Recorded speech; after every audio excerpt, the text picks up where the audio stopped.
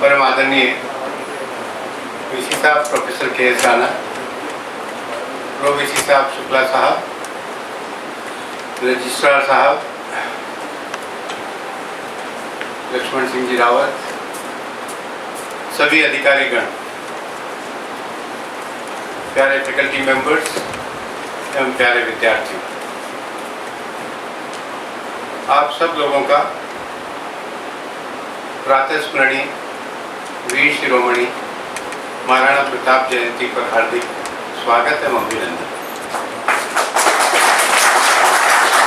आज के ही दिन हम महाकवि, साहित्यकार, समाज सुधारक और उच्च श्रेणी के राष्ट्रभक्त रविन्द्रनाथ टैगोर को भी याद कर रहे हैं।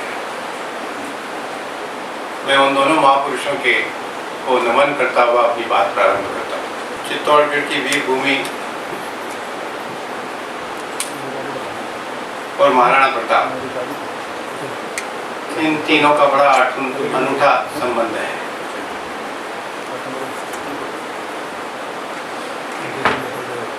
कुछ प्रेरणा स्रोतों में मैं सर्वप्रथम महाराणा प्रताप को अपना प्रेरणा स्रोत मानता हूँ।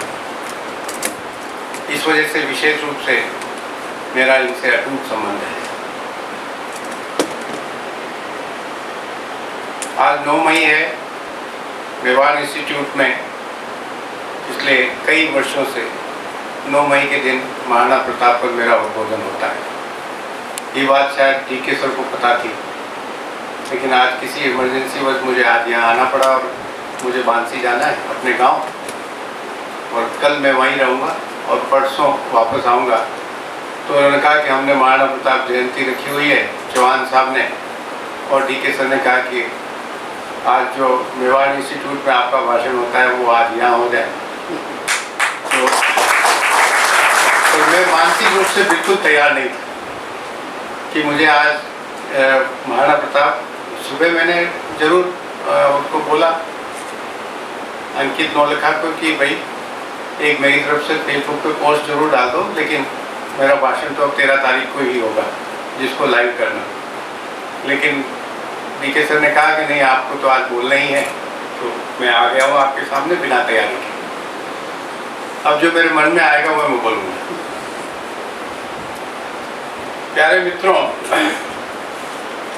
महाराणा प्रताप का जन्म 9 मई 1540 को हुआ। अगर हम अंग्रेजी कैलेंडर के हिसाब से देखें और वैसे देखेंगे तो महाराणा प्रताप जयंती यहाँ पर बहुत मनाई जाएगी, वो हिंदी महीने के हिसाब से जब उनका जन्मदिन आएगा।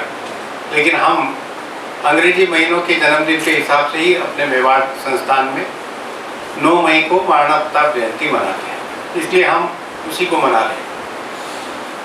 मैं महाराणा प्रताप के जीवन के बारे में चर्चा करूं उससे पहले उस कालखंड का 1540 और 1540 से पहले का 1540 से लेके 1572 तक का जो कालखंड है उसकी चर्चा करना बड़ा आवश्यक रहेगा। मित्रों, महाराणा प्रताप के दादा हुए महाराणा सांगा, और महाराणा सांगा मेवाड़ के सर्वोत्तम योद्धाओं में से एक थे और उनका राज्य भी बहुत बड़ा था। आपकी जानकारी के लिए बता दूं कि दिल्ली के कोने तक, इधर पूरा मालवा, पूरा गुजरात और दिल्ली के कोने तक सब महाराणा सांगा का राज्य था। ये जो जयपुर घराना है वो महाराणा सांगा के अंडर में छोटे से जमींदार हुआ करते थे, और जिस परिवार से सवाई मानसिंह आते हैं वह परिवार महाराणा प्रताप के दरबार में एक छोटा सा जमींदार के रूप में काम करते थे। महाराणा सांगा इतने बड़े योद्धा थे कि उनके शरीर पर 80 घाव थे। उन्होंने अपने एक हाथ, एक आंख और एक टांग युद्ध के मैदानों में ही खोए थे। उसके बावजूद भी वो अविजेता योद्धा थे, उनको कोई विजय नहीं कर सकता।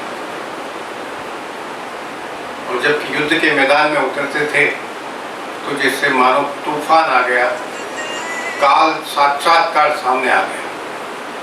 पर इसके साथ साथ वो बहुत दयालु, बड़े जिम्मेदार और बड़े साहित्य प्रेमी राजा भी थे। पूरा संपूर्ण भारत का, जब संपूर्ण भारत की बात करता हूँ तो संपूर्ण भारत यानी कि नेपाल, आज का बांग्लादेश, आज का पाकिस्तान, भूटान, ये सब संपूर्ण भारत का हिस्सा थे। संपूर्ण भारत के क्षत्रियों के एकमात्र वो राजा थे। और जब बाबर ने प्रवेश किया भारत में, तो जो सबसे बड़ा मुकाबला बाबर के साथ जो चुनौती दी गई वो महाराणा सांगा ने ही दी थी। और बाबर ने पहली बार तोपों का इस्तेमाल किया था। हमारे तब तक राजपूत सैनिकों को तोपों से युद्ध लड़ने का अभ्यास नहीं था। तोप खाने होने के बावजूद खानवा का युद्ध हुआ और बड़ी जबरदस्त राजपूतों की सेना इकट्ठी हुई महाराणा सांगा के नेतृत्व में, और खानवा का युद्ध भयंकर युद्ध हुआ और उसमें हजारों की तादाद में राजपूत सैनिक मारे गए उन तोपों की वजह से। लेकिन फिर भी युद्ध नहीं रुका, युद्ध चलता रहा। और युद्ध में बाबर खुद लिखते हैं कि युद्ध की ऐसी स्थिति आ गई थी कि अब युद्ध कुछ ही क्षणों में खत्म होने वाला है और कुछ ही हाथों का फासला महाराणा सांगा और बाबर के बीच में रह गया। बहुत तेजी से महाराणा सांगा का हाथी बाबर की ओर बढ़ रहा था और बाबर पूरी तरीके से निराश था। उसी दौरान पता नहीं कहाँ से एक तीर आया और महाराणा सांगा को लगा, वो बेहोश हो गए और उन्हें युद्ध के मैदान से हटना पड़ा। बस वो हटना क्या हुआ, भगदड़ मच गई और वह युद्ध परिवर्तित हो गया। महाराणा सांगा मूर्छित होकर निकले और वापस जब मूर्छा आई तब तक सब कुछ समाप्त हो चुका। लेकिन बाबर की इतनी हिम्मत नहीं हुई, क्योंकि युद्ध इतना भीषण था, इतना भयंकर था, इतनी उसकी सेना को नुकसान पहुंच चुका था कि वह चित्तौड़ की तरफ में प्रस्थान नहीं कर पाया। उस युद्ध जीतने के बावजूद वो चित्तौड़ के किले पर आकर झंडा नहीं फहराया। वह वहीं पर, कौन सी जगह है वो, कौन सा क्या, रणथंभौर, हाँ खानवा में तो युद्ध हुआ। रणथंभौर में एक सिपह सालार को बिठाकर वापस आगरा की तरफ लौट गया, क्योंकि उसकी हिम्मत नहीं हुई इधर आने की, क्योंकि उसको लगा कि महाराणा सांगा मरे नहीं है और किसी भी क्षण वापस आ जाएंगे तो फिर युद्ध का पासा पलट जाएगा।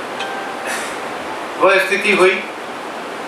उसके बाद तो मैं क्यों बता रहा हूँ महाराणा सांगा की बात, इसलिए बता रहा हूँ कि उस वक्त राजपूतों का बहुत ज़्यादा नुकसान हुआ। राजपूत सैनिक हजारों लाखों की तादाद में मारे गए। फिर उसके बाद महाराणा उदय सिंह का राज आ गया और महाराणा उदय सिंह की कहानी बड़ी लंबी कहानी है, उसको मैं अभी जिक्र नहीं करूँगा कि कैसे पन्नाधाय ने बलिदान किया और महाराणा उदय सिंह राज पर आए। वो जो कालखंड है उसका वो एक अलग इतिहास है।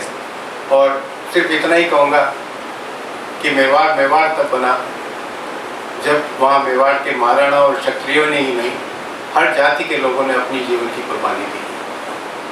पन्नाधाय की कुर्बानी विश्व इतिहास में कहीं ढूंढो नहीं मिलती। पन्नाधाय ने अपने बेटे को अपने सामने तलवार से कटते देखा और महाराणा उदय सिंह को बचा कर ले गए। इतना बड़ा इतिहास में कहीं नहीं मिलेगा सेक्रीफाइस कि एक माँ अपने सगे बेटे को, अपने राजपुत्र को बचाने के लिए बलिदान दे। ऐसे उदय सिंह बचे और उदय सिंह की बड़ी लंबी कहानी है कि कैसे उदय सिंह ने वापस चित्तौड़ पर अपना राज किया। वो कभी समय होगा तो और बताएंगे। लेकिन उदय सिंह आ गए और उदय सिंह ने राजगद्दी संभाली। तब तक अकबर आ चुके थे और अकबर का मेवाड़ को छोड़कर सारे हिंदुस्तान पर लगभग राज हो गया था और सारे राजा अकबर की गुलामी स्वीकार कर चुके थे, अकबर के दरबार में हाजिरी लगाते थे और अकबर से संधि कर चुके थे और अकबर की तरफ से लड़ने को तैयार रहते थे। स्थितियाँ इतनी विकट थी कि मेवाड़ एक छोटा सा प्रदेश के रूप में रह गया था और सब तरफ दुश्मन ही दुश्मन थे। ऐसी विषम परिस्थिति में महाराणा उदय सिंह ने यह निश्चय किया कि चित्तौड़ का किला अब सुरक्षित नहीं है, इसलिए सन 1559 में उन्होंने उदयपुर बसा लिया था और उदयपुर शिफ्ट हो गए और चित्तौड़ का किला 2 सिपह सालार जयमल और फत्ता के जिम्मे सौंप कर और उनको कुछ सेना, एक छोटी सी सेना की टुकड़ी देकर और वह सब उदयपुर शिफ्ट हो गए। सन 1568 में अकबर ने चित्तौड़ पर आक्रमण किया और आक्रमण करके चित्तौड़ को अपने अधीन करने की कोशिश की। 6 महीने तक मेवाड़ की मुख्य सेना वो नहीं थी। मेवाड़ की सेना के सिर्फ 2 ऑफिसर थे, वो जयमल और फत्ता, और उनके अंडर में एक टुकड़ी थी। उस टुकड़ी ने 6 महीने तक संघर्ष किया और 6 महीने संघर्ष करने के बाद भयंकर युद्ध हुआ, जिसको कि उस युद्ध को अगर आप सब लोगों ने लाइट एंड साउंड प्रोग्राम देखा होगा तो आपने उसका वर्णन सुना होगा। मैं उसको बहुत डिटेल में यहाँ नहीं बताना चाहता, लेकिन 1568 तक इस चित्तौड़ के किले ने 3 जौहर सेन कर लिए थे। और 3 जौहर का मतलब क्या था? राजपूत सैनिक युद्ध में मर रहे थे और उनकी पत्नियों ने, महिलाओं ने, माताओं, बहनों ने और पत्नियों ने खुलेआम आग में अपने आप को आहुति दे दी और मर गए। तो आगे वंश चलता कैसे? तो बहुत बड़ा संकट था कि सैनिक कहाँ से लाएं, लड़ने मरने वाले लोग कहाँ से हों। वो कालखंड था। उस कालखंड महाराणा उदय सिंह की मृत्यु हो गई और 1572 में ही महाराणा प्रताप को एक बिल्कुल सादे कार्यक्रम में राजगद्दी सौंपी गई। वो राजगद्दी क्या था? कांटों का ताज था। उस वक्त की जो विषम परिस्थितियाँ थी, रिसोर्सेज बहुत कम थे, सैनिक शक्ति बिल्कुल क्षीण हो गई थी, लोगों का मनोबल बहुत कमज़ोर था और उस कमज़ोर मनोबल में और सबकी निगाह मेवाड़ के ऊपर थी। अकबर ये चाहते थे कि किसी भी तरीके से मेवाड़ के महाराणों को इतना कमज़ोर कर दिया जाए कि वह खुद संधि प्रस्ताव भेजे, हमारे से अपनी गुलामी स्वीकार करें और अकबर बेताब बादशाह हिंदुस्तान का कहना। सिर्फ और सिर्फ एक ये प्रदेश बचा था जो कि उनके अंडर में नहीं आ रहा था, जो अकबर की आंखों को खटकता था कि एक छोटा सा प्रदेश है, वह अपनी गुलामी स्वीकार नहीं करता है। बाकी सब लोग, सभी बड़े बड़े सूरमा, बड़े बड़े ताकतवर लोग जिनके पास बड़ी बड़ी सेनाएं थी, वो सब के सब अकबर की तरफ हो चुके थे। एक सिर्फ और उसके एक राजा महाराणा प्रताप, जो कि जिनके पास कुछ भी नहीं था, वह व्यक्ति खड़ा हुआ था। उस वक्त उनका राज तिलक हुआ और राज तिलक होने के बाद सन 1573 में मानसिंह, जो अकबर के दरबार में एक बहुत बड़े सेनापति थे, और एक और बात मैं आपको बताऊं कि मानसिंह के बलबूते, मानसिंह की ताकत की वजह से अकबर ने आधा हिंदुस्तान जीता था। इससे अंदाज लगाएं मानसिंह कितना ताकतवर व्यक्ति था और उसकी सेना कितनी ताकतवर थी कि सम्राट अकबर ने आधा हिंदुस्तान सिर्फ मानसिंह के बलबूते जीता। तो मानसिंह गुजरात से आ रहे थे और बीच में उदयपुर में उन्होंने अपना पड़ाव डाला और उन्होंने इच्छा जाहिर की कि महाराणा प्रताप से मिलना चाहते। तो उदय सिंह, उदयपुर के पास एक उदय सागर झील है और उदय सागर झील पर उनके रुकने की व्यवस्था की गई। बड़े सम्मान के साथ उनको रुकवाया गया और रुकवाने के बाद महाराणा प्रताप और मानसिंह की मुलाकात हुई। और मुलाकात में चूँकि मानसिंह खुद एक राजपूत थे, बड़े सेनापति थे, बड़े ऊंचे परिवार से थे, कहा जाता है कि महाराणा प्रताप की मौसी के लड़के थे, दोनों आपस में मौसेरे भाई थे, बराबर लेवल के थे, दोनों बराबर के योद्धा थे। तो मानसिंह ने महाराणा प्रताप को सलाह दी कि देखिए हवा बदल गई है, पूरे हिंदुस्तान पे अकबर बादशाह का राज है। मैं आपसे कहता हूँ, आप हमारे बड़े हैं, आप सब लोगों के सम्मानीय हैं, मेवाड़ के मुकुट हैं, आप अकबर के साथ सम्मानित तरीके से संधि कर लीजिए और आराम से जीवन व्यतीत करिए। महाराणा प्रताप को ये बात सहन नहीं थी। महाराणा प्रताप ने कहा कि हम बप्पा रावल के वंशज हैं, हम सूर्यवंशी कहलाते हैं, हम आत्मसम्मान से जीना चाहते हैं। हमारा छोटा सा प्रदेश है, न तो हम किसी को तंग कर रहे हैं और न हम किसी से तंग होना चाहते हैं, न हम किसी के अंडर रहना चाहते हैं, न हम किसी को अपने अंडर रखना चाहते हैं। हम आत्मसम्मान की ज़िंदगी जीना चाहते हैं। आपको धन दौलत, ये तमाम तरह की अयाशियाँ, तमाम तरह के वैभव आपको मुबारक। आप रहिए वहाँ पे। आपने तो अपनी बुआ को भी उनके यहाँ दे दी, तो आप वहाँ रहिए, हम यहाँ ठीक है। आप आए, आपका सम्मान और जो कुछ भी एक सम्मान के नाते जो करना तो किया। तो मानसिंह ने कोई बात बुरी लगी, क्योंकि महाराणा ने दो तीन बातें कह दी। एक तो बुआ का जिक्र कर दिया, दूसरा उन्होंने ये जिक्र कर दिया कि हम राजपूत लोग हैं और आत्मसम्मान जीना जानते हैं, और थोड़ा सा ये भी कह दिया कि आपने राजपूतों की शान में धब्बा लगाया है। और मानसिंह तो बड़ा गुरूर वाला व्यक्ति था, क्योंकि जिसने आधा हिंदुस्तान जीता हो, जिसको अकबर बादशाह जिनकी आँख के इशारे से काम करता हो, जिसके पास लाखों की सेना हो, वो महाराणा प्रताप से इतनी बात सुनने का उसका मेंटल मेकअप नहीं था, उसको मानस नहीं था कि मुझे अपने घर में बुलाकर, मैं इनके घर आया हूँ और ये मुझे इतनी बातें कह रहे हैं। तो उन्होंने कहा कि आपको ये मुलाकात बहुत महंगी पड़ेगी, पछताना पड़ेगा। तो वहाँ थोड़ी वोट एक्सचेंज हो गया। तो कि मैं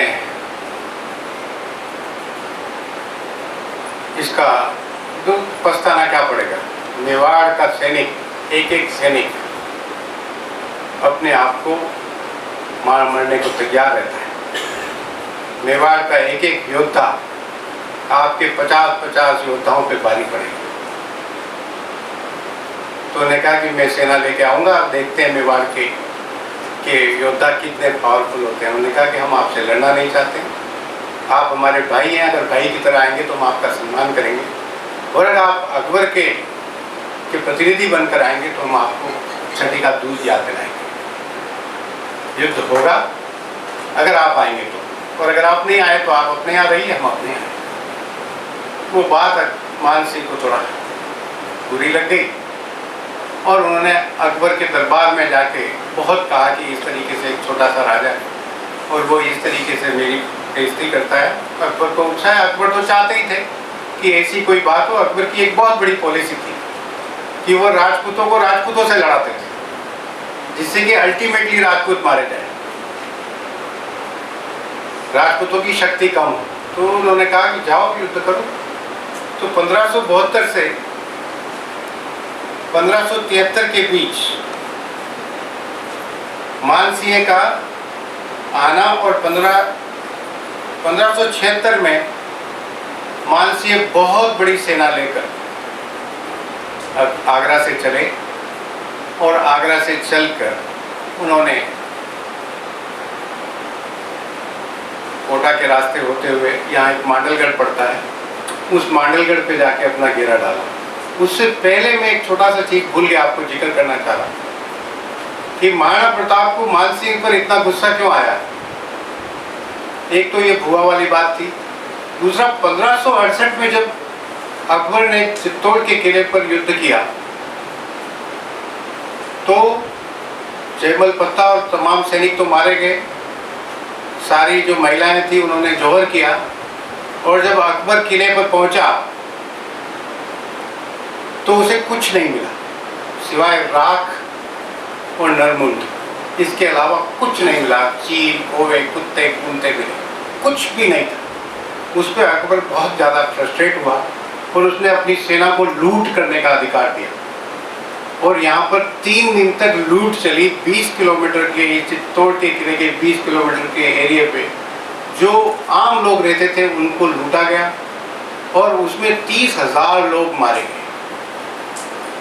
ये बात महाराणा प्रताप को बहुत चुभी हुई थी और वो ये मौका ढूंढ रहे थे कि अगर अकबर से युद्ध करने का मौका मिले तो मैं इसका जवाब दूंगा। 2 बात थी, तो वो बात भी उनके मन में चुभी हुई थी और ये मान सिंह आ गए तो ये बात गर्मा गर्मी हो गई। 1576 अप्रैल में महाराणा प्रताप और अकबर का युद्ध की तैयारियां शुरू हो गई थी। अप्रैल में मांडलगढ़ पे मान सिंह आ गए थे और मांडलगढ़ से अब वहां पर जाकर स्थिति बनी कि 1.25 लाख सैनिक मांडलगढ़, ये मांडलगढ़ यहाँ से 40 किलोमीटर दूर है, वहां पर डेरा डाले हुए थे। महाराणा प्रताप ने सोचा कि क्या किया जाए। उस वक्त राजधानी उदयपुर थी, कहाँ इनका मुकाबला किया तो गोगुंदा की पहाड़ियों में तय किया गया कि यहाँ इनसे मुकाबला करेंगे। अब वहाँ पर 2 विचार आते। कुछ सिपह सालारों ने कहा कि हम मांडलगढ़ जाके ही उनको मारते, यहाँ से सीधे मांडलगढ़ पे चढ़ाई करो और मांडलगढ़ से ही उनको मार के भगा देते हैं। तो महाराणा प्रताप ने कहा कि ये ठीक नहीं होगा, मांडलगढ़ मैदानी इलाका है, अपने सैन्य बल कम है, उनका सैन्य बल बहुत ज़्यादा है और हम फंस जाएंगे और मारे जाएंगे सब के सब। उनको पहाड़ों में आने दो, पहाड़ों में घेर के मारेंगे। तो वहाँ पे वो रुका और थोड़ा आगे आने दिया उनको। अब मैं आपको हल्दी घाटी ले जाऊँ, उससे पहले मैं थोड़ा महाराणा प्रताप के बारे में जिक्र करूँ कि महाराणा प्रताप का व्यक्तित्व कैसा था। महाराणा प्रताप अच्छे खासे ऊंचे कद के, महाराणा का कद लंबा, आंखें बड़ी, चेहरा भरा हुआ और प्रभावशाली, मूंछें, बड़ी छाती चौड़ी, बाहु विशाल और रंग गेरुआ था। महाराणा प्रताप का कद लंबा, आंखें बड़ी, चेहरा भरा हुआ और प्रभावशाली, मूंछें बड़ी, छाती चौड़ी, बाहु विशाल और रंग गेरुआ था। वो पुराने रिवाज के अनुसार दाढ़ी नहीं रखते थे। युद्ध भूमि में जब निकलते थे तो उनका प्रभावशाली व्यक्तित्व देखते ही बनता था। इतनी जबरदस्त पर्सनैलिटी थी। जो फोटो आप अभी देखते हैं, उनका भाला, जिस भाले से वो वार करते थे, वह 80 किलो का था। और थोड़ा सा ध्यान से सुनिए कि एक व्यक्ति 80 किलो का भाला यूं ऐसे हवा में ले रहा था जैसे कि कोई एक डंडा फेंक रहा हो। 80 किलो का भाला था। उनका जो कवच जो पहनते थे, लोहे का कवच, वो 72 किलो का था। तलवार 20 किलो की थी एवं ढाल 40 किलो की थी। इतना सब कुछ लेकर वो चेतक पर बैठकर निकलते थे। आप जस्ट इमेजिन कि वो कैसा व्यक्तित्व रहा होगा, कितने बलशाली वो रहे होंगे। इतना सब पहनकर वो युद्ध किया करते थे। उनमें चीते की तरह फुर्ती थी। इतना सब कुछ होने, इतना वजन करने के बाद चीते की तरह फुर्ती थी और उनका घोड़ा चेतक बहुत ही तेज गति से भागता था। कुछ ही क्षण में वह हवा में बातें करता था, कुछ ही क्षण में वह हवा में बातें करता था और एक क्षण में चौकड़ी मारता था, जिससे कि उन पर कोई अटैक ना कर सके। अभी यूं चल रहे और 1 सेकंड में वो चेतक इधर हो गया तो जो तलवार की वार आएगी वो साइड चली जाएगी या तीर आएगा वो साइड हो जाएगा। इतनी जबरदस्त वो थी। और चेतक और महाराणा प्रताप के बीच में कोई फर्क ही नहीं था। एक मन दो शरीर थे, एक आत्मा 2 शरीर थे। यानी कि महाराणा प्रताप के दिमाग में कोई विचार आया और चेतक ने उसको एग्जीक्यूट कर दिया। ऐसा संबंध घोड़े के साथ। एक पराक्रमी योद्धा थे, महान नायक तथा दृढ़ प्रतिज्ञ थे। ये महाराणा प्रताप का व्यक्तित्व मैं आपको पहले बता दूं। तो अप्रैल से सेनाएं आगे बढ़ने लगी और महाराणा प्रताप ने अपनी नाकाबंदी कर ली गोगुंदा की पहाड़ियों में, और गोगुंदा की पहाड़ियों में उन्होंने इस तरीके से किया कि हल्दी घाटी बीच में रखा।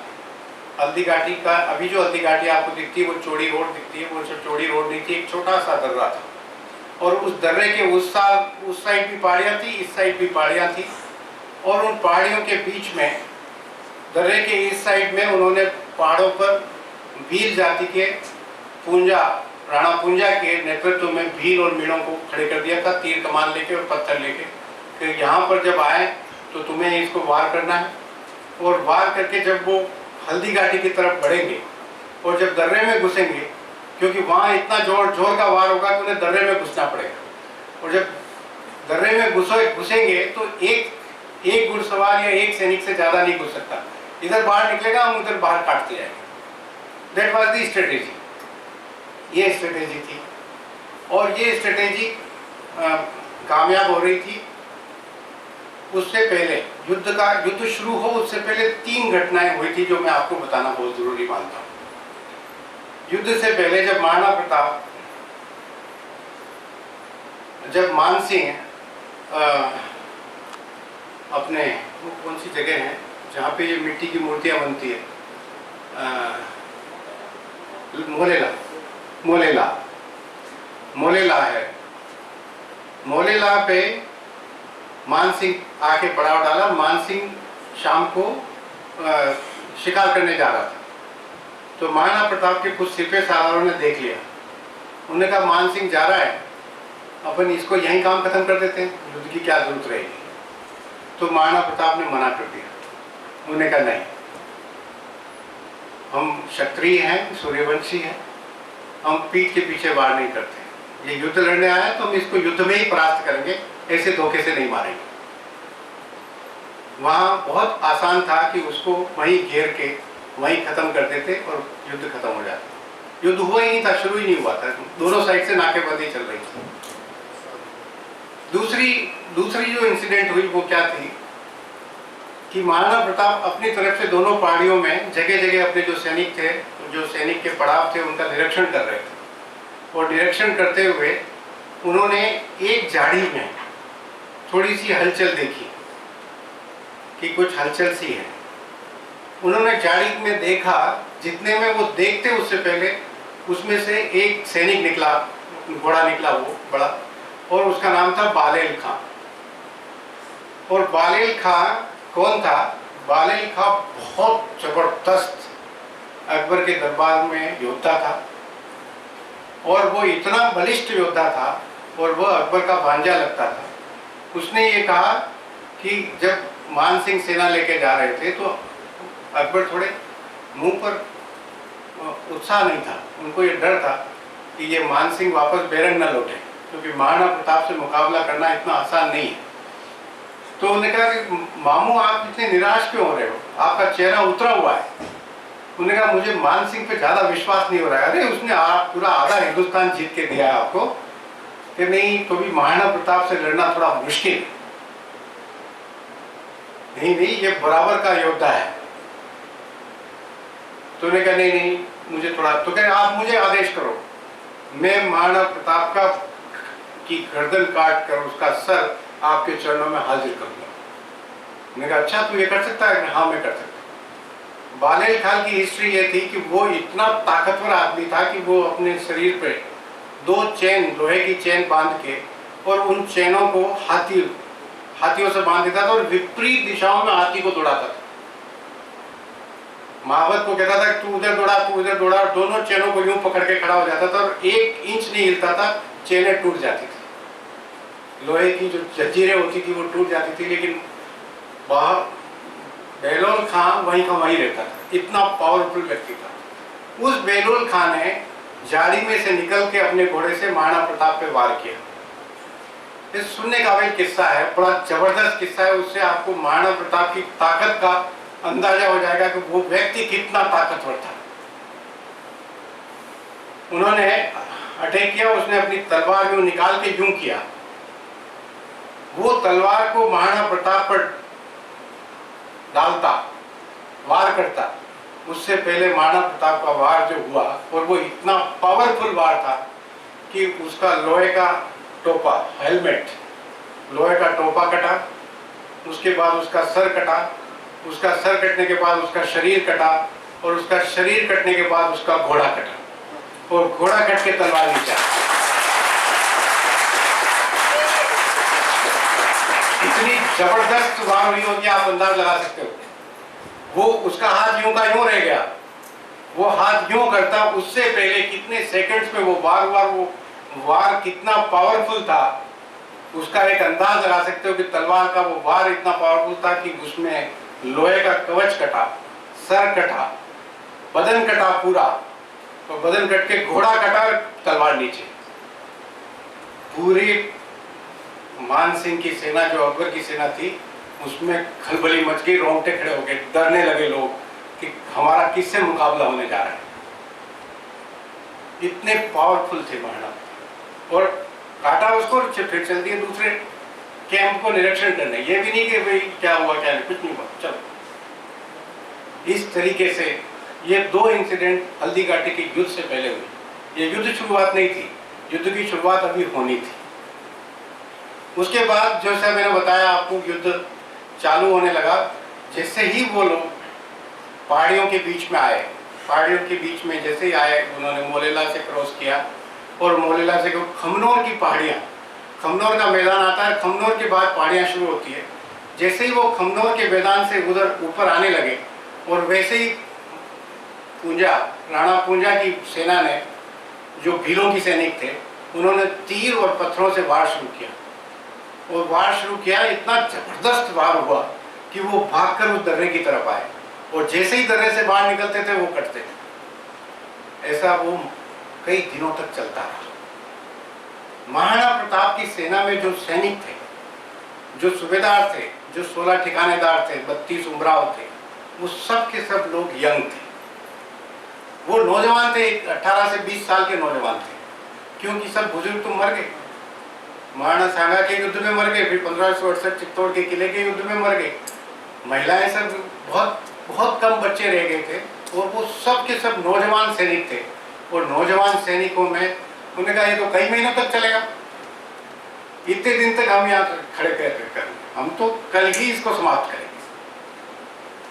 शाम को मीटिंग हुई कि हम खमनोर के मैदान में आमने सामने की लड़ाई करेंगे।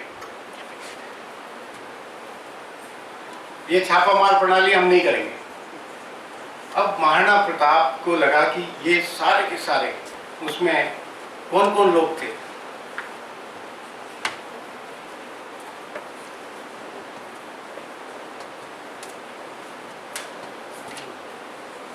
उसमें थे महाराणा प्रताप खुद थे, हाकिम खां सूर थे, राम सिंह तंवर थे, उनके पुत्र शालीवान थे, भवानी सिंह थे, प्रताप सिंह थे। ये प्रताप सिंह दूसरे, उनके राम सिंह तंवर के लड़के। बामा शाह थे, उनके भाई ताराचंद थे। जाला मान सिंह थे, जाला बीदा देलवाड़ा से थे। सोनगरा, मानसिंह डोडिया, भीम सिंह रावत, कृष्णदास रावत, नेर सिंह रावत सांगा, राठौड़ रामदास, राणा पूंजा, पुरोहित गोपीनाथ, आदि आदि लोग थे। ये लोग खास मुख्य थे।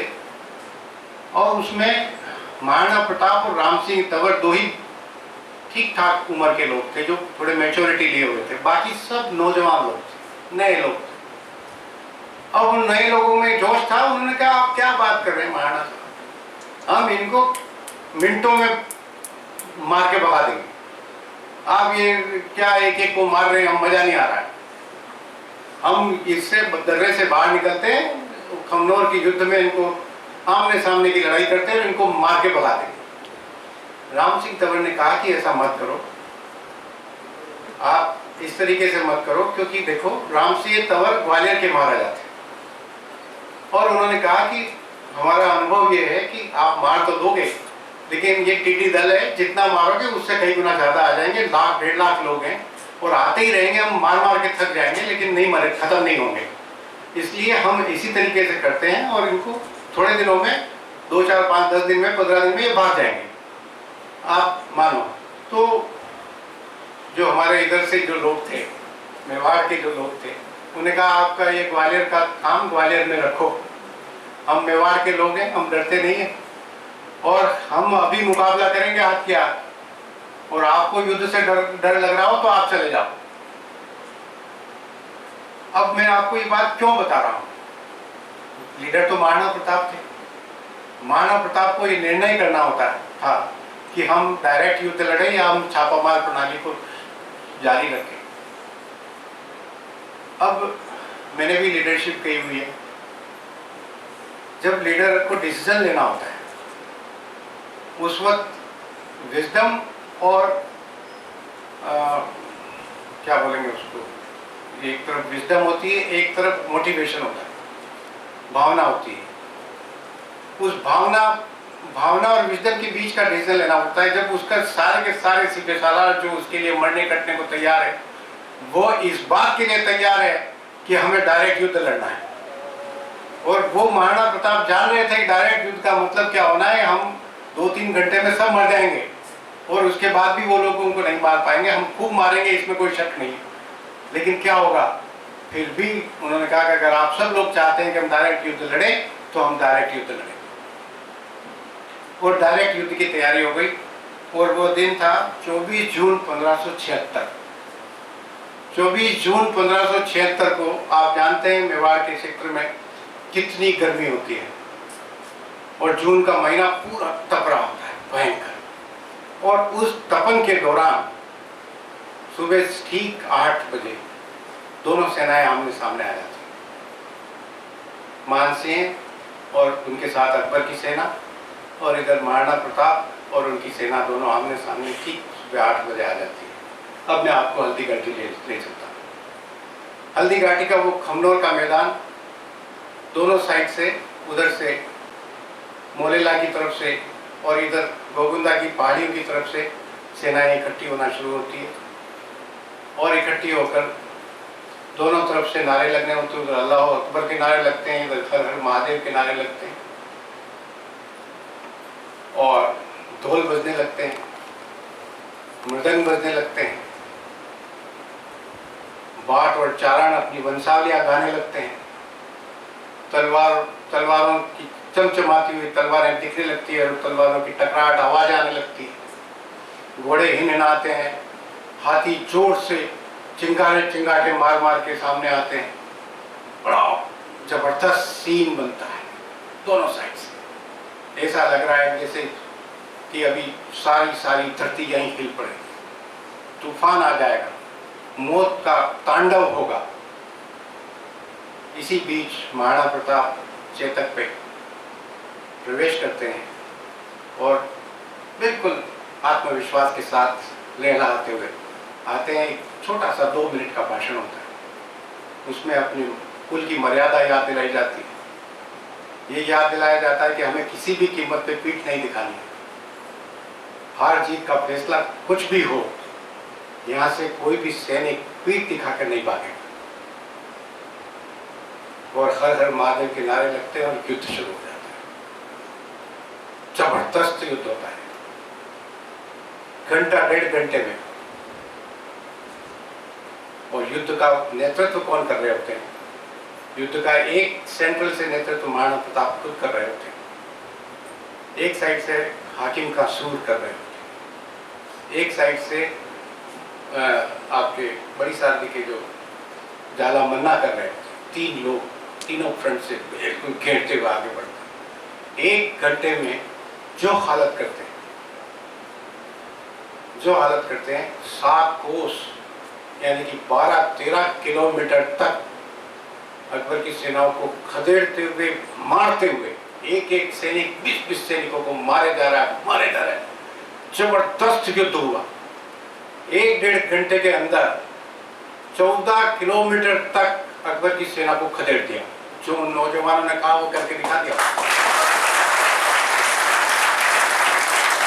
और इसमें हुआ क्या, जिस व्यक्ति ने ये कहा कि हम ऐसे युद्ध नहीं करते हैं, रामशाह तंवर, उस व्यक्ति ने इतनी जबरदस्त युद्ध किया जिसको एक टोंट कसा के तुम्हारे बस की नहीं युद्ध करना, उस आदमी ने इतना जबरदस्त युद्ध किया कि मैं नहीं लिख रहा हूँ, कोई राजपूतों का इतिहासकार नहीं लिख रहा है, बदायूं नहीं लिखता है, जो अकबर का इतिहासकार है, कि रामशाह तंवर ने जिस ढंग से लड़ाई लड़ी, जिस मुस्तैदी के साथ युद्ध किया, जिधर गया उसने कोसों तक सारी सेना साफ कर दी। रामशाह तंवर शहीद हुए, रामशाह तंवर के बेटे शहीद हुए, रामशाह तंवर का पोता शहीद हुआ। एक 3 जनरेशन एक साथ एक ही जगह शहीद हो गए। आज भी वो रक्त तलाई वहां पर है बगनौर में, उनकी छतरियां बनी हुई है, आप जाके देख सकते हो। तीनों के तीनों शहीद, बाप शहीद हुआ, बेटा शहीद हुआ, पोता शहीद हुआ। और उन्होंने उस 1.5 घंटे के दौरान जो तांडव लीला मचाई, सिर्फ और सिर्फ खून, खून ही खून और मुंडी मुंड दिख रहे थे। तलवार सस्ती हो रही थी, पानी महंगा हो रहा था, पानी पीने को नहीं मिल रहा था। ऐसा युद्ध का विभीषण 1.5 घंटा युद्ध। 1.5 घंटे के बाद उनको लगा कि हमारी सेना तो 12-13 किलोमीटर आगे, उन्होंने हाथी आगे कर दिए। हाथियों में युद्ध होने लगा। नेचुरली उनके पास हाथी ज्यादा थे, हमारे पास हाथी कम थे।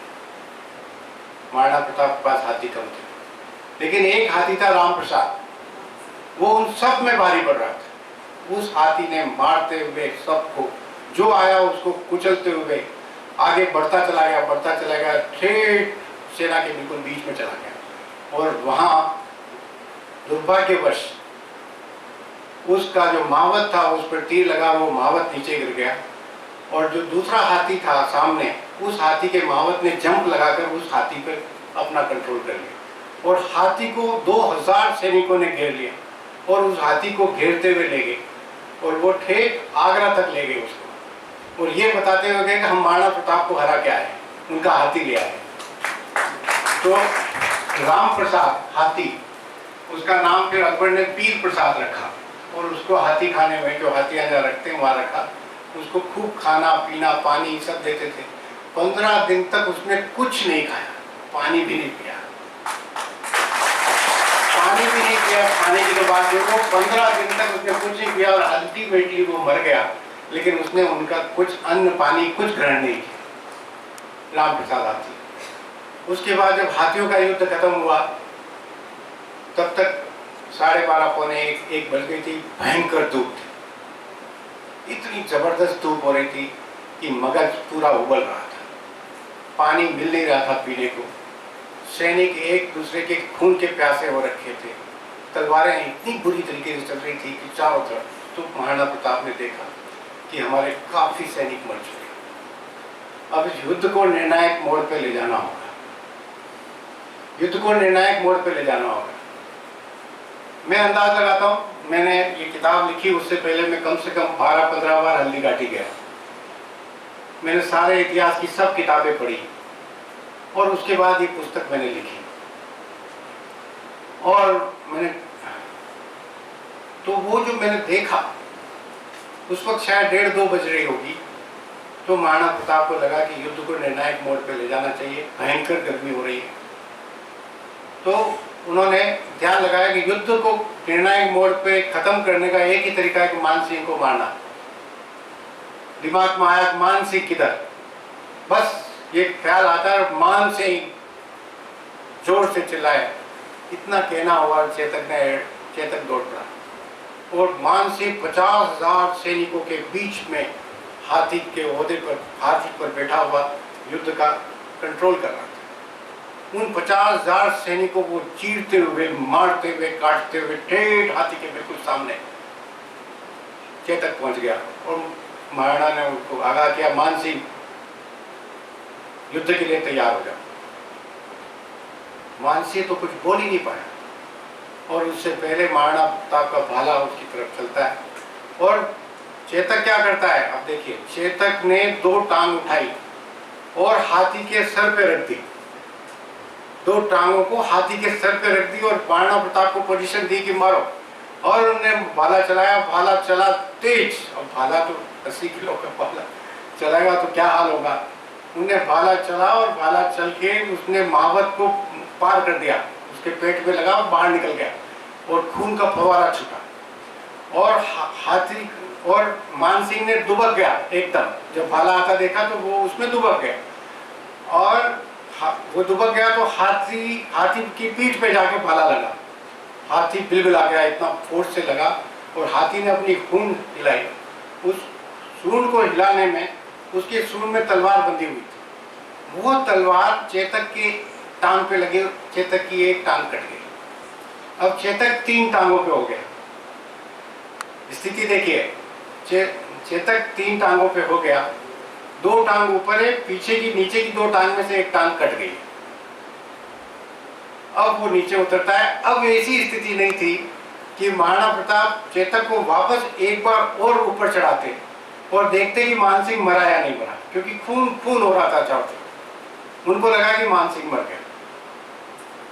नीचे उतरे, और नीचे उतरे तो 50,000 सैनिक महाराणा प्रताप को घेरे हुए थे।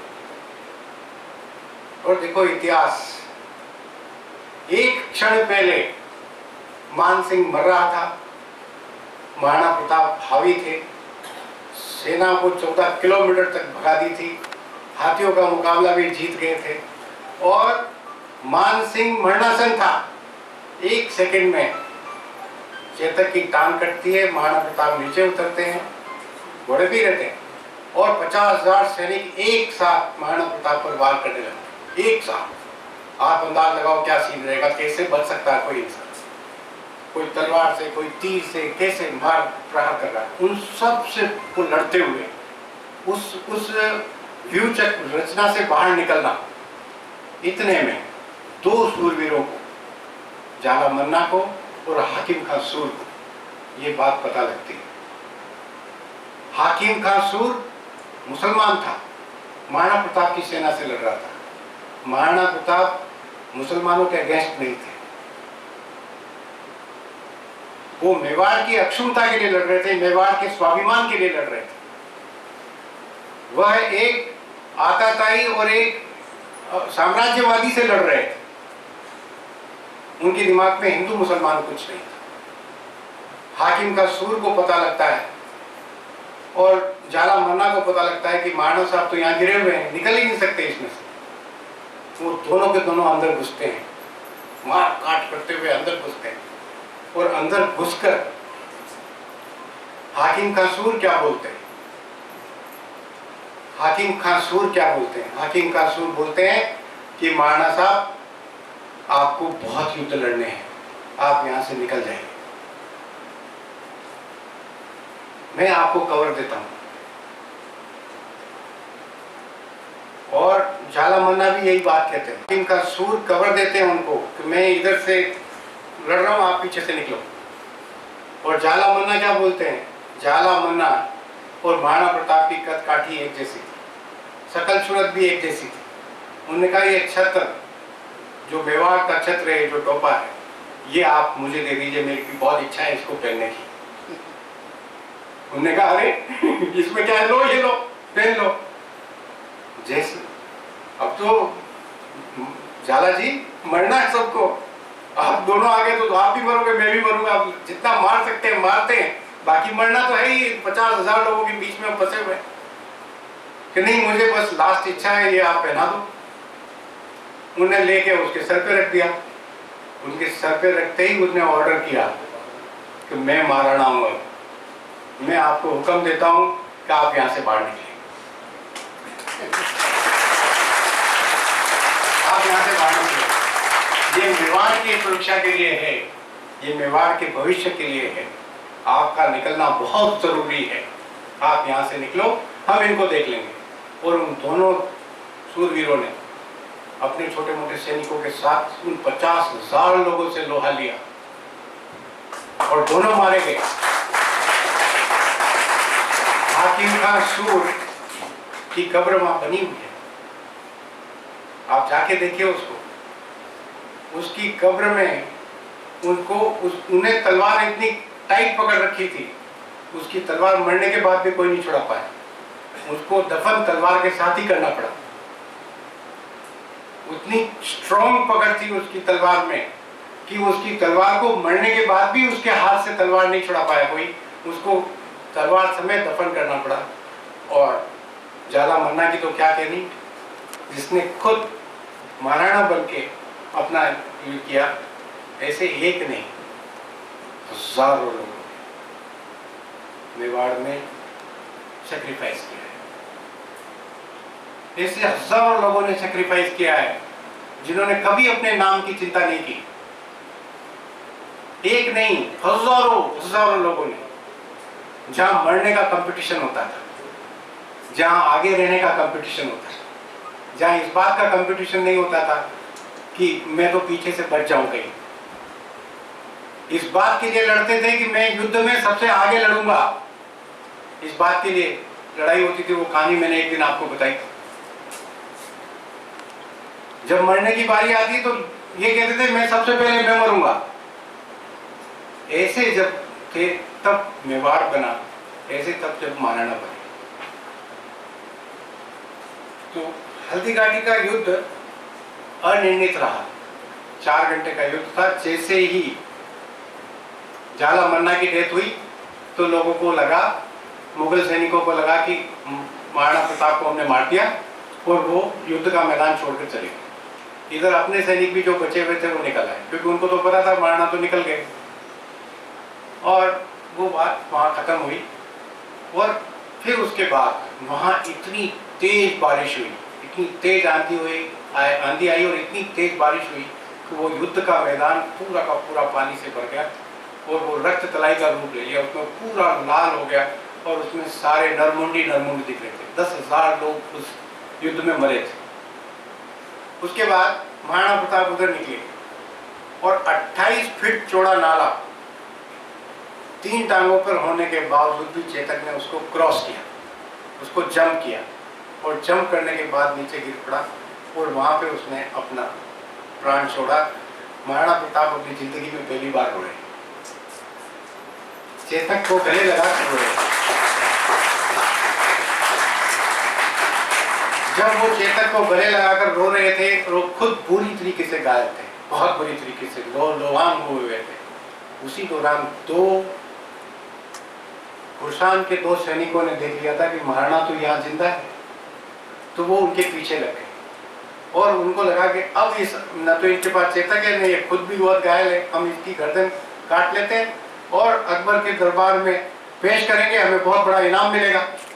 वो पीछे लगते हैं और जैसे ही वो पीछे लगते हैं तो इधर शक्ति सिंह देख लेते हैं। शक्ति सिंह महाराणा प्रताप के छोटे भाई, और कम से कम भी नहीं तो कोई 100-150 फीट पहले दूर से शक्ति सिंह ने ललकारा उन दोनों को कि कहां जा रहे हो। वो पीछे मुड़ के देखते उससे पहले एक तलवार के वार में दोनों की गर्दन काटते। शक्ति सिंह भी उतने ही शक्तिशाली थे जितने महाराणा प्रताप थे। और आप उसका निशाना देखिए, एक तलवार फेंकी जिसमें दोनों की गर्दन कट गई। और वो खुद वहां जाते हैं, जाके महाराणा साहब से मिलते हैं, उनसे माफी मांगते हैं और भरत मिलाप होता है। दोनों भाई खूब रोते हैं। और उसके बाद शक्ति सिंह अपना घोड़ा देते हैं, महाराणा साहब निकलते हैं। कोलियारी की जो गुफाएं हैं उनमें वो जाके वहाँ पे अपने सैनिकों का इलाज कराते हैं। दूसरे दिन दोनों साइड से कोई सेनाएं लड़ने नहीं आई, कोई सेना लड़ने नहीं आई। किसी ने अपने विजय का क्लेम नहीं किया। जो इतिहास की किताबों में लिखा जाता है कि महाराणा प्रताप की हार हुई और अकबर की विजय हुई, तब अकबर की अगर विजय हुई तो उन्होंने झंडा फहराना चाहिए, उन्होंने उदयपुर के महलों को कब्जा करना चाहिए, लेकिन ऐसा कुछ नहीं हुआ।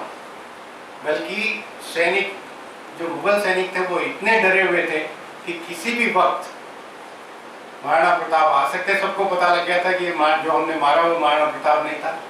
और इतने डरे हुए थे, इतने डरे हुए थे कि 15 दिन तक छुपे बैठे रहे, कुछ नहीं किया। और खाने पीने को भी उनको कुछ नहीं मिला, सिर्फ आम लगे हुए थे, आम खाते थे। उनके पेट खराब हो गए और अल्टीमेटली भाग गए सब। और अकबर के दरबार में मान सिंह की बेइज्जती हुई। उनकी 6 महीने के लिए उनको दरबार में आना बैंड करवा दिया कि भाई तुम कुछ नहीं कर पाए, न तो तुम उनको गिरफ्तार कर पाए, न उनको मार पाए, और न मेवाड़ पे अपना झंडा फहरा पाए। तो कौन कहता है कि हल्दी घाटी में महाराणा प्रताप का की हार हुई? महाराणा प्रताप यानी ये एक मोर्चा था 4 घंटे का, और ये एक अनिर्णित मुठभेड़ थी। युद्ध तो अब शुरू हुआ। 1573 से लेके 1586 तक, 1576 से लेके 1586 तक लगातार युद्ध हुआ। उनकी सब डेट्स मेरे पास मौजूद है, मैं समय कम है इसलिए उनको डिटेल में नहीं बता रहा हूँ। 1576, 24 जून 1576 से लेके 1576 तक लगातार युद्ध हुए और अकबर ने बड़े बड़े सुरमाओं को भेजा, या तो महाराणा प्रताप को मार दो या उनसे गुलामी स्वीकार करा दो, अरेस्ट करके लाओ, लेकिन एक भी बार कामयाब नहीं हो पाए। दो मुख्य घटनाएं हैं उसमें जो भटके में फिर आगे बढ़ता। पहली घटना यह है कि एक सीपे सालार जो आए थे उनका नाम था अब्दुल रहीम खान खाना। अब्दुल रहीम खान खाना आए और उस वक्त महाराणा प्रताप के बेटे अमर सिंह भी जवान हो गए थे, वो भी महाराणा प्रताप के साथ लड़ते थे। वो मुठभेड़ में अब्दुल रहीम खान खाना की सारी सेना तहस नहस हो गई, सब भाग गए और अमर सिंह ने इतना जोर से युद्ध लड़ा कि वो भाग गए सब, और भाग गए और वो अपनी जो बैग में उनकी जो लेडीज थी उनका जो पूरा का पूरा जो जत्था था उसको भी छोड़ गए। तो अमर सिंह ने उन सारी बेगमों को गिरफ्तार करके महाराणा प्रताप के सामने पेश किया कि ये सब उनकी मुगलों की, उनको तो हमने भगा दिया, कुछ मर गए कुछ भाग गए, और ये सारी बेगमें 150-200 औरतें थी, उनको मैं ले आया हूँ यहाँ पे अरेस्ट करके। महाराणा प्रताप ने बहुत डांटा उसको, अमर सिंह को बहुत जबरदस्त डांटा और डांट के कहा कि बाइज्जत इनको वापस लौटा के आओ। ये एक घटना। दूसरी घटना क्या हुई? दूसरी घटना हुई दिवेर में। आप जब नाथद्वारा से आगे, देवगढ़ से आगे जाते तो दिवेर आता है। सिंह के नेतृत्व में लड़ाई लड़ी गई और शाहबाज खां वहाँ का अकबर की तरफ से सेनापति था। इतना जबरदस्त युद्ध हुआ, जो बालेल खां के साथ महाराणा प्रताप ने किया था हल्दी घाटी में, वह अमर सिंह ने शाहबाज खां के साथ दिवेर में किया। उनने ऐसा भाला मारा कि वो पार कर गया और वो फंस गया उसके शरीर में। सारी सेना भाग गई, मर गई, और वो जो उनका जो सेनापति था उसका भाला समेत वो वहां पड़ा हुआ था कि कोई भी उनका भाला निकाल नहीं सका। अल्टीमेटली अमर सिंह खुद गए और वो भाला उसकी बॉडी में से निकाला। और दूसरा, अमर सिंह ने उस शाहबाज खान के हाथी को एक ही वार में उसकी गर्दन उड़ा दी। एक वार में। अमर सिंह भी उतने ही बलशाली थे जितने महाराणा प्रताप। उस युद्ध का नेतृत्व महाराणा प्रताप के लिए वापस विजय कर लिया। 1587 से लेकर 1597 तक का जो कार्यकाल है, उन 10 सालों के दौरान एक भी युद्ध नहीं हुआ। अल्टीमेटली अकबर ने तय कर लिया कि हमें महाराणा प्रताप से उलझना नहीं चाहिए। वो पंजाब में और उधर कहीं लग गया और फिर कोई युद्ध नहीं हुआ। उस दौरान महाराणा प्रताप ने अपने कार्य कुशलता का परिचय दिया। पहले उन्होंने युद्ध कौशल का परिचय दिया, अब उन्होंने प्रशासन कौशल का परिचय दिया, और वो चावंड में उन्होंने अपनी राजधानी बनाई और चावंड में उन्होंने बहुत अच्छे से राज चलाए, सब लोगों को इनाम दिए, साहित्य को बढ़ावा दिया, संस्कृति को बढ़ावा दिया, और बहुत अच्छे से 10 साल उनका शासनकाल बहुत अच्छा चला। एक इतना बड़ा योद्धा, और एक दिन ऐसे ही धनुष बनाने के लिए एक लकड़ी को मोड़ा जाता है विशेष तरीके से। उस धनुष बनाते बैठे बैठे घर में सब काम करते थे, कोई छोटे बड़े का भाव नहीं था। वो युद्ध के लिए तैयारी करते रहते थे हर वक्त, तो धनुष बना रहे थे। धनुष बनाते हुए वो जो डंडी होती है, वो डंडी हाथ से छूटी और सीधी पेट में लग गई, और पेट में लग गई और पेट में घाव हो गया, एब्सिस हो गया। और वो घाव इतना खतरनाक हुआ कि वो ठीक ही नहीं हुआ, और उसी घाव से महाराणा बहुत तकलीफ में रहने लगे। मैं उनका अंत बताऊं उससे पहले भामाशाह का जिक्र कर दूं कि दिवेर के युद्ध से पहले भामाशाह ने मालवा के युद्ध में विजय प्राप्त की और वहां से 25,000 अशर्फियाँ सोने की और कुछ रुपए महाराणा को भेंट किए, और वो भेंट से फिर युद्ध कौशल तैयार हुआ और दिवेर का युद्ध लड़ा और फिर उसके बाद सारे किले जीते। वैसा भामाशाह, दानवीर भामाशाह का नाम भी आता है, वो उन्होंने किया। और मजे की बात यह है कि भामाशाह ने अपना सब कुछ सर्वस्व देकर भामाशाह कहीं चले गए, आज तक उनका पता नहीं चला कि वो कहाँ है, जिससे कि कोई उनको, उनके वंशज ये न कह सके हम उनके हैं और हमें भी कुछ मिलना चाहिए। ऐसे दानवीर वो थे भामाशाह। महाराणा साहब बहुत कष्ट में थे।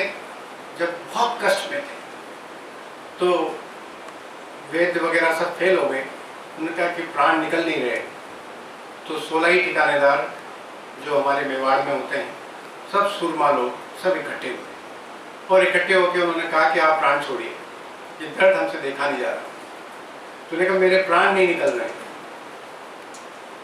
कि क्यों, क्या बात है? लेकिन मुझे अमर सिंह पे विश्वास नहीं है। अमर सिंह अकबर से समझौता कर लेगा। आप सब लोग मिलकर प्रण करो कि आप सब लोग मिलकर अमर सिंह का हाथ मजबूत करोगे और समझौता नहीं करोगे, अपने आत्मसम्मान के साथ समझौता नहीं करोगे, इस बप्पा रावल का जो वंश है इस पे दाग नहीं लगने दोगे। सब लोगों ने अपने हाथ से, तलवारों से अपने हाथ से ना काटे, खून निकाला और प्रण किया, तिलक किया महाराणा को कि हम सब प्रण करते हैं, और उसी क्षण उन्होंने अपने प्राण छोड़े।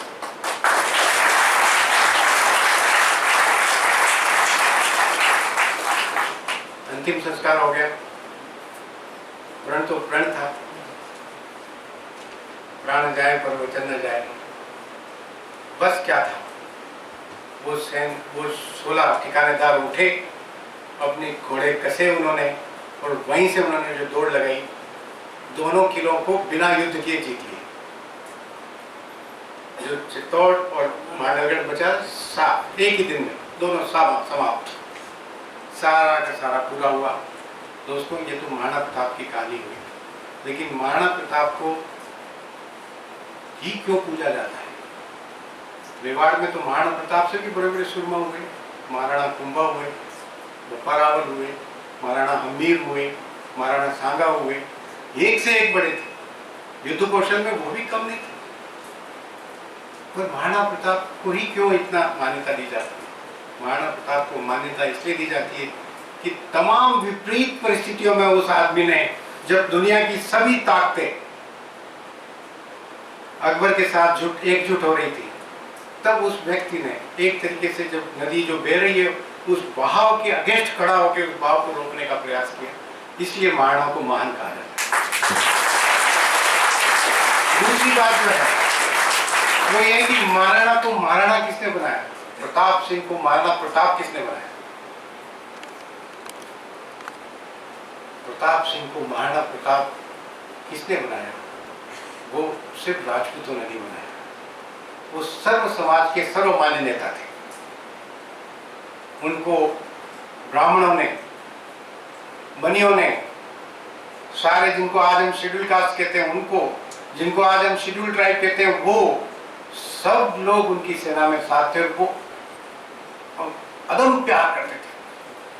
महाराणा साहब ने एक बार हुक्म किया कि कोई मैदानी इलाके में नहीं रहेगा। यहाँ पे खूब नदियां बहती थी, खूब सरसब्ज मैदान थे, खूब खेती होती थी। कहा कोई नहीं रहेगा मैदानी इलाकों में, सब पहाड़ों में जाओ। सारे के सारे मैदान खाली हो गए, सब के सब मेवाड़ के लोग पहाड़ों में जाके बस गए, और ये जो खेत थे, लहलहाते खेत, वो जंगलों में कन्वर्ट हो गए, जिससे कि मुगल अकबर को गुजरात जाने में समस्या आने लगी। रास्ते बंद हो गए सारे के सारे। एक आदेश पे, एक आदेश। वो सर्वमान्य नेता थे। दूसरा, वो बहुत सिंपल थे, साधारण थे, साधारण आदमी की तरह रहते थे। जब युद्ध के मैदान में और जब बार बार मोर्चा करना पड़ता था तो सबके साथ बैठकर एक साथ खाना खाते थे। अपने प्रण के पक्के थे, किसी तरह का एब नहीं था। अगर वो चाहते तो अकबर से सिर्फ हाथ मिलाना बस था, सिर्फ हाथ मिलाना बस था।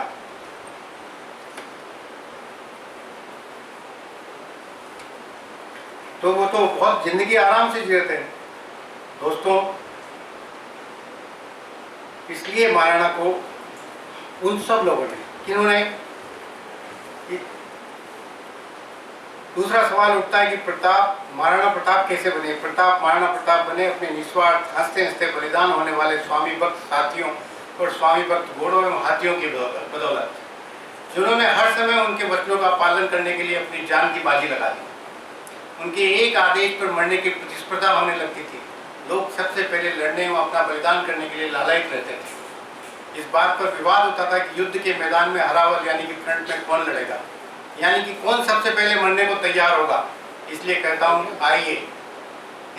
हूँ आइए, हम बनाते हैं पन्नाधाय, हम बनाते हैं जयमल, हम बनाते हैं पत्ता, हम बनाते हैं राम सिंह तंवर, हम बनाते हैं शालीवाहन, हम बनाते हैं भवानी सिंह जाला, हम बनाते हैं जाला मन्ना, हम बनाते हैं हाकिम का सूर, हम बनाते हैं भीम सिंह डोडिया, हम बनाते हैं रावत नेत सिंह, हम बनाते हैं राठौड़ रामदास एवं भामाशाह, हम बनाते हैं रानी पद्मिनी, हम बनाते हैं रानी करुणावती, हम बनाते हैं कल्लाजी राठौड़। जरूरत है स्वामी भक्त निस्वार्थ देश एवं समाज के लिए हंसते हंसते बलिदान करने वालों की। महाराणा प्रताप तो इनमें से कोई भी बन जाएगा।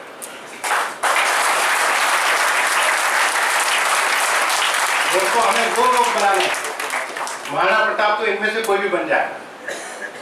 महाराणा प्रताप इसलिए बने कि उनके साथ ऐसे लोग थे। इसलिए जब तक संसार में वीरों की पूजा रहेगी, अगर नामर्दों की और कायरों की पूजा होने लगेगी तो नहीं, जब तक संसार में वीरों की पूजा रहेगी तब तक महाराणा का उज्जवल और अमर नाम लोगों को स्वतंत्रता और देशाभिमान का पाठ पढ़ाता रहेगा। भारत के स्वतंत्रता आंदोलन में महाराणा प्रताप, छत्रपति शिवाजी एवं गुरु गोविंद सिंह से प्रेरणा लेकर कई स्वतंत्रता सेनानियों ने अपने प्राण हंसते हंसते गंवा दिए थे स्वतंत्रता आंदोलन में। आज भी और भविष्य में भी भारत में देश एवं समाज के लिए मर मिटने की बारी आएगी तो प्रेरणा महाराणा प्रताप से ही ली जाएगी।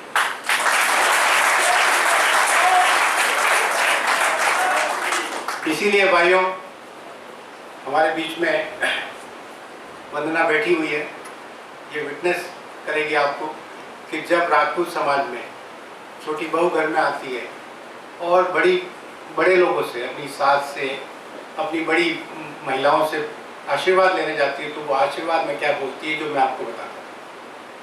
माई यह पूछ जनी है जहाँ राणा पिता अकबर सूतो ओज के जान से राणा साहब। माई ऐसे पूछ जनना जिससे राणा पिता। हर एक को यह आशीर्वाद दिया जाता है। जब माएँ इस आशीर्वाद के साथ गर्भवती होती है तो ऐसे बलशाली लोग तैयार करती है। माएँ जब इस आशीर्वाद के साथ तैयार होती है कि वो चिपकली आ जाएगी, कॉकरोच आ जाएगा, चुप हो जाए तो बाबा खा जाएगा, तो फिर वो कैसे पैदा होंगे? वो नचकैये पैदा होंगे। जब वीर पुरुष पैदा करने होंगे तो महाराणा प्रताप से प्रेरणा लेकर जब गर्भ धारण करेगी तो वीर पुरुष पैदा करेगी। हमें वीर पुरुषों की आवश्यकता है। इन्हीं बातों के साथ मैं अपनी बात समाप्त करता हूँ। बहुत बहुत धन्यवाद। जय हिंद, जय भारत।